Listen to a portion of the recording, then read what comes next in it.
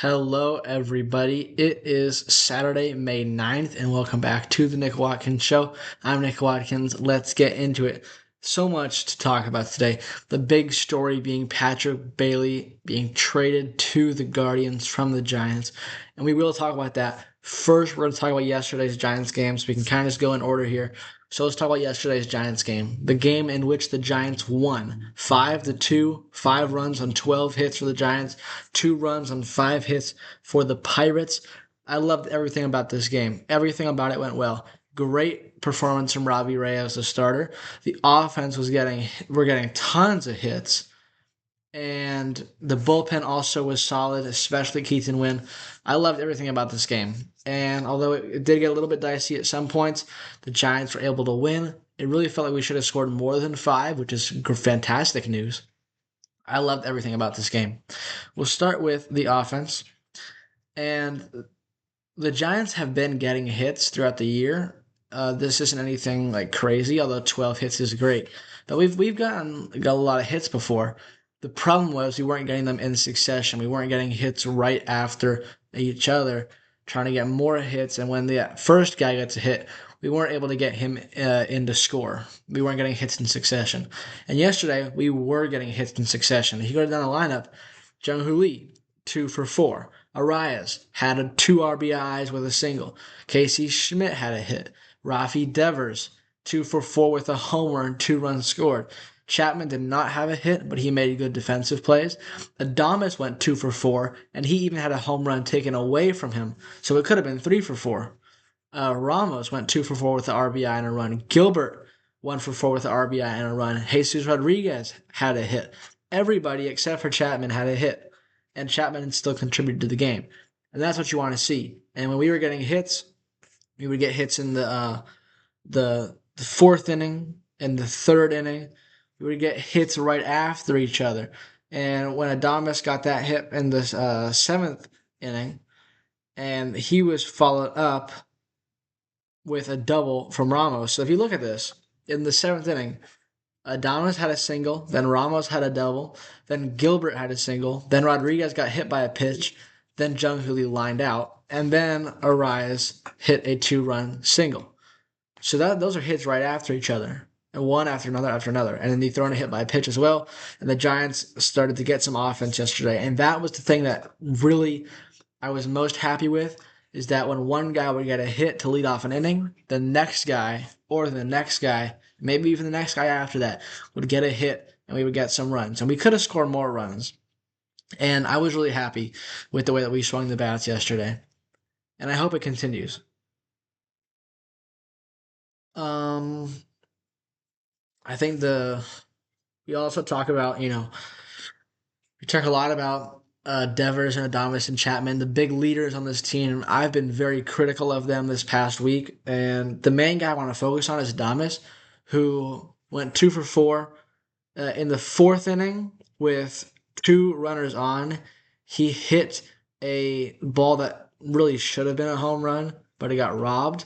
It was a very impressive swing of the bat, and you can't really blame him for that because he did all he could. And then he got a single in the seventh and a single in the eighth, and he even scored a run. So as for Adames, uh, I mean, they said it on the broadcast yesterday. Kruko said that he's showing signs of breaking out of his slump. The problem is you can't see that reflected in the box score because he's hitting a lot of lineouts and he's getting out a lot, even though he's hitting the ball well. And we definitely saw that yesterday because he had 2 hits and also because he got a home run robbed. So Adames is coming out of his slump.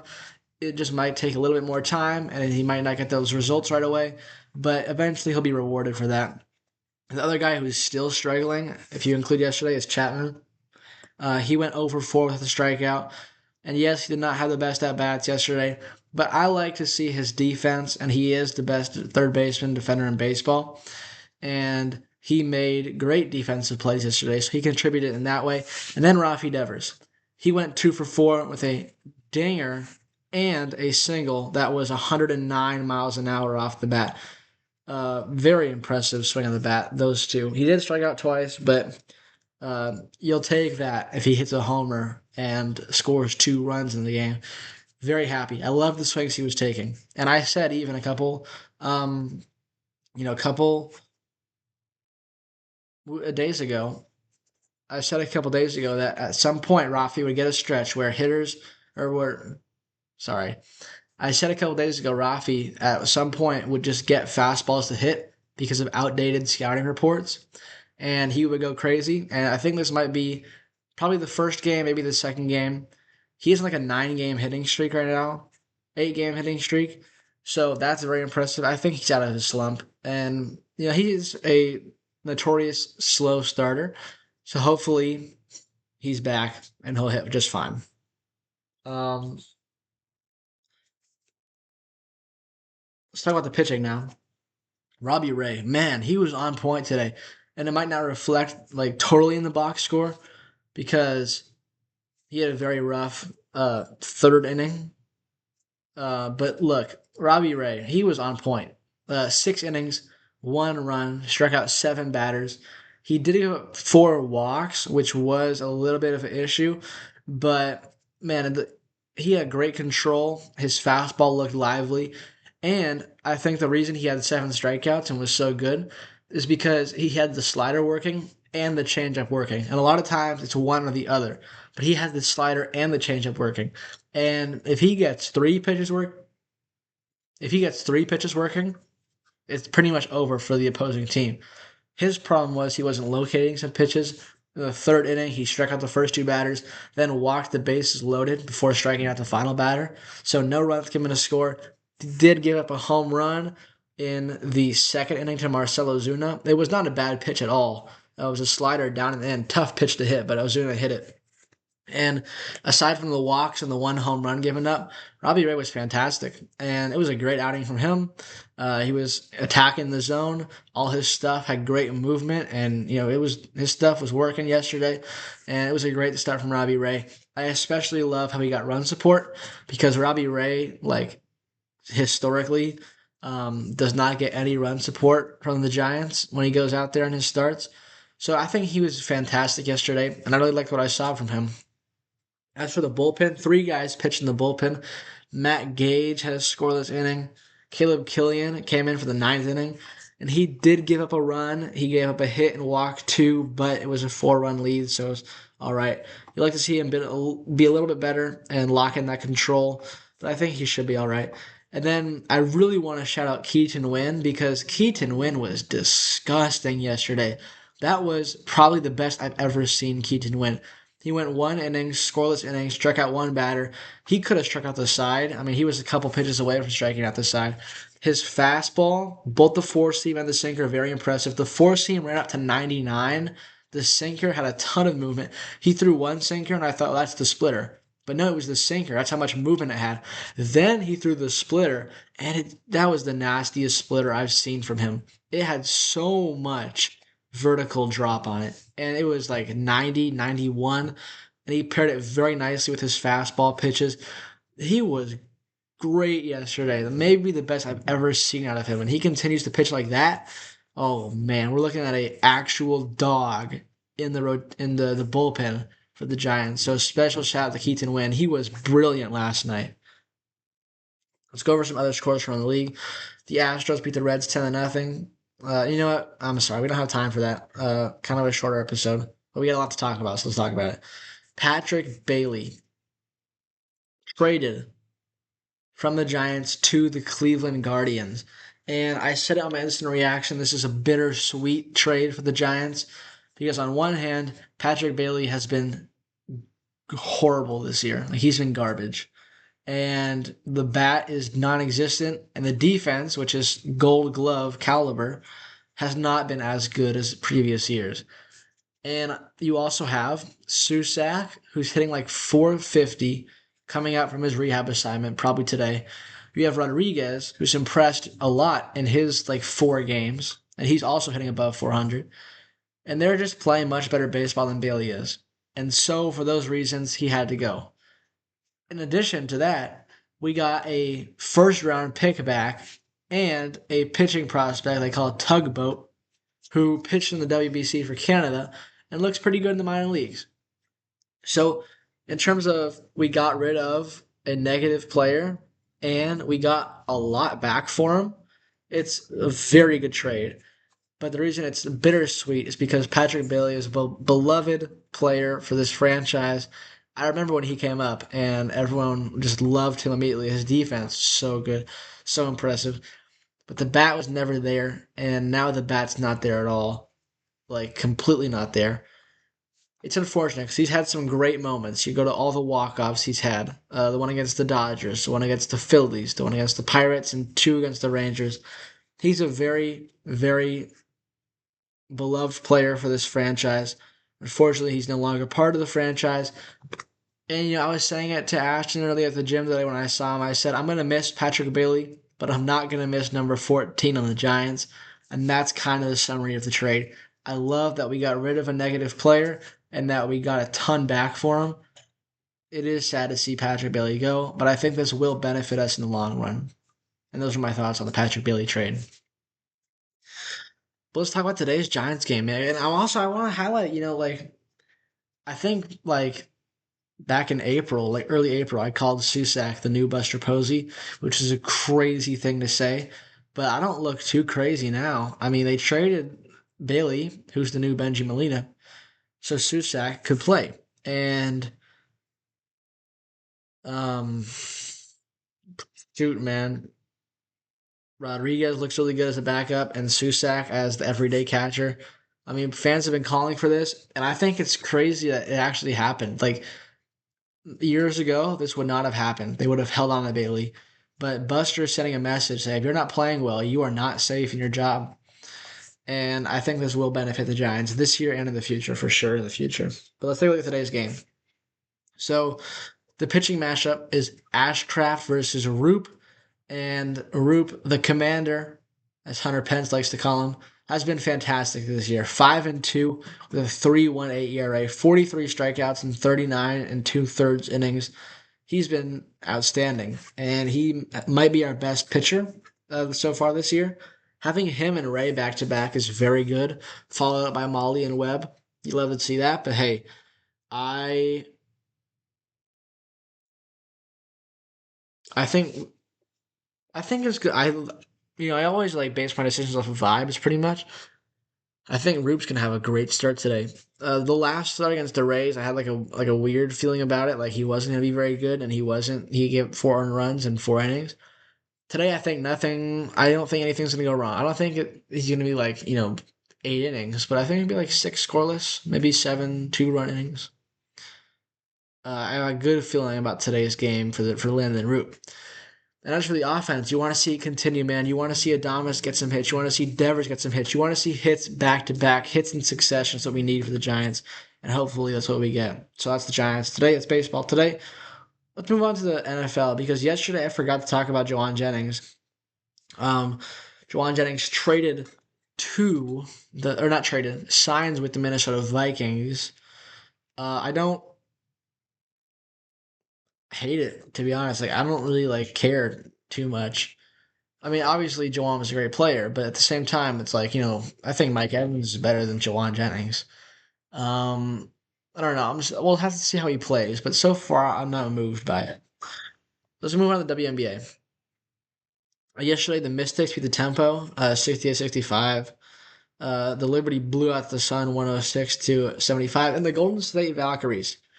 The Valkyries beat the Seattle Storm 91-80. It really was not that close. Storm had some points there in garbage time. The biggest lead of the game was 20 for the Valks.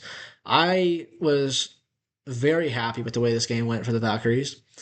Um, yeah, Saloon had 20. Burton had 16. Caitlin Chen had a fantastic third quarter, had 14. I was very impressed with the way the Valkyries played the game last night. And I don't know if the rims are bigger in the WNBA. I think the ball is smaller, but it felt like everything the Valkyries were shooting was going in.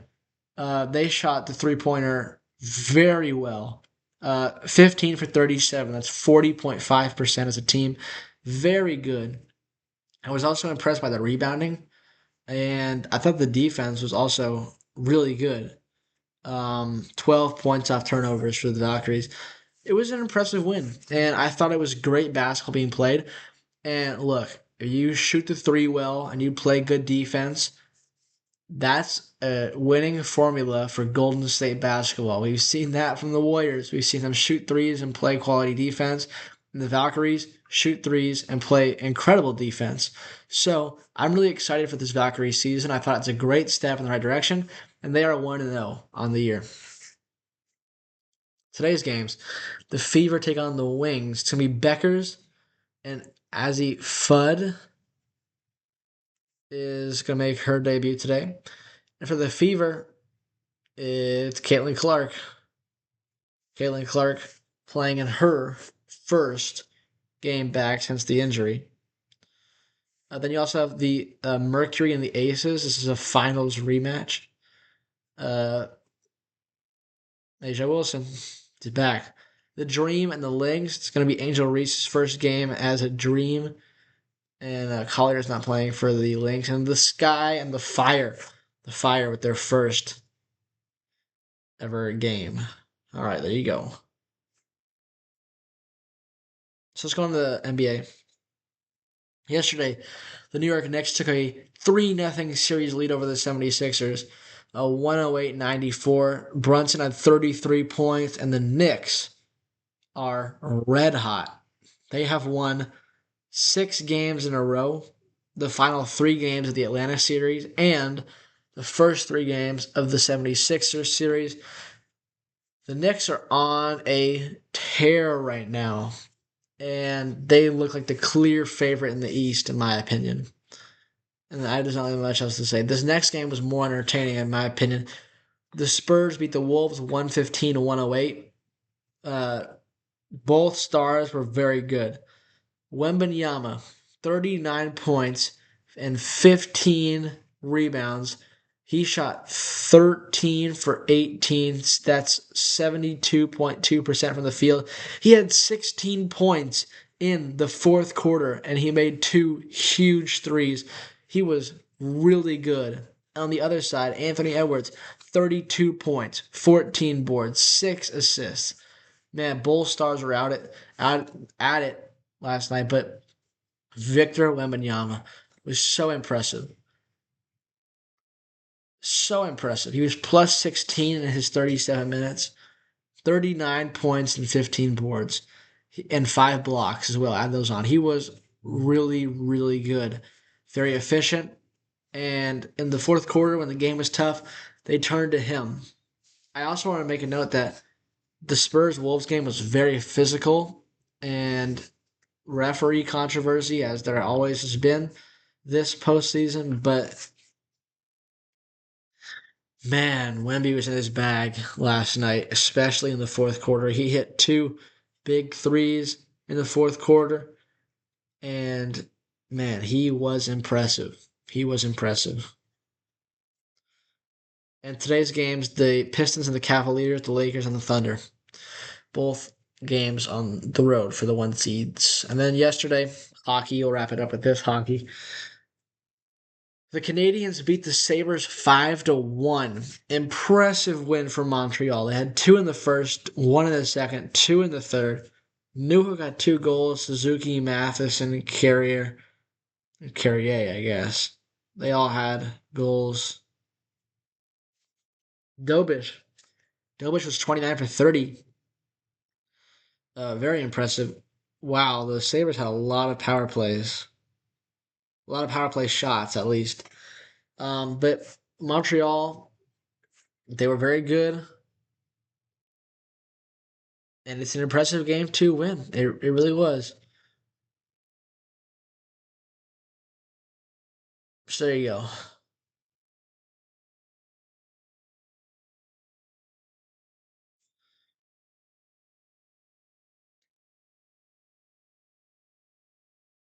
No. And then, sorry, I'm zoning out. Then the Golden Knights and the Ducks. The Golden Knights beat them 6-2. Another offensive great game. Uh, Golden Knights had 28 shots and they converted on 6 of them. Anaheim, they had 33 shots. And like I said yesterday, the key in this series is Connor Hart. because the Ducks' offense is apparently elite now in the playoffs. So when they come and they're pushed, and if Hart can stop them, good Lord, sorry. Um, if Hart can stop the Ducks' offensive push, the momentum was going to come back the other way. And what happened? Well, Hart was 31 for 33 on saves last night. And when it came back the other way, Vegas scored 6 goals. Impressive. So there you go. That's it. That's what's going on there. And then the Hurricanes play the Flyers, and the Avalanche play the Wild as the games tonight. And I'm tired, so I'm gonna turn this off. So thank you everyone for watching. Patrick Billy traded. That's gonna do it for today's episode. Thank you everyone for watching, and I'll see you tomorrow.